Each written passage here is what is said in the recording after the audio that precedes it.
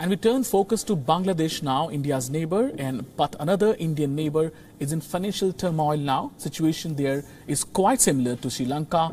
The currency is falling here, foreign reserves are depleting. The trade deficit is widening as well, and inflation is skyrocketing. The economic woes have forced Sheikh Hasina government to take a drastic step now. Over the weekend, it hiked prices of diesel and petrol. The biggest hike it is since the country got independence. What followed next? Here's a complete report. These images are from Dhaka, the capital of Bangladesh. What you see is not a political rally, it's a protest over fuel price hike.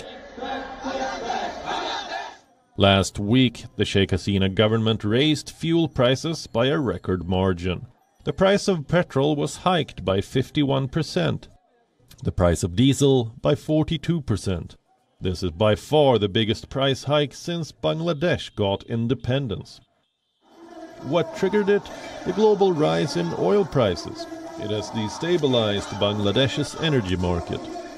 The state-run Bangladesh Petroleum Corporation alone has incurred losses of $85 million in the last 6 months.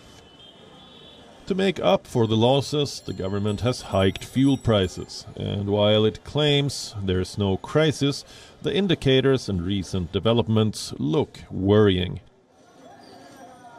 Number 1. Depleting forex reserves. In 2021 they stood at $45.5 billion. In July this year they fell to $39.6 billion. Reports say this money is sufficient for only 5 months of imports. Reason number 2, a failing currency. The Bangladeshi taka is depreciating. It has lost more than 10% of its value since last year. On August 1st, it fell to a record low of 94.7 against the dollar. The falling currency has led to inflation. In June, the rate of inflation hit an 8-year high of 7.56%. Reason number 4, dwindling foreign direct investment. FDI flows to Bangladesh have declined 18.6% since last year. Why? Because of the widening trade deficit. That's reason number 5. Bangladesh's trade deficit has widened to $27.2 billion. Imports are surging. Exports have fallen abysmally. What is Bangladesh doing to overcome these challenges? It's seeking funds, like Sri Lanka and Pakistan.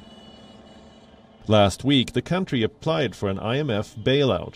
It sought a $4.5 billion rescue package. Dhaka has also reached out to the World Bank and the Asian Development Bank. Talks are still underway. In the meantime, it seems that Bangladesh has also turned to China. On Monday afternoon, the country's prime minister hosted the Chinese foreign minister. They discussed development, cooperation, and investments. There was no word on financial aid. If Dhaka is tracking the news in the neighborhood, it will be wary of Chinese money. WION now available in your country. Download the app and get all the news on the move.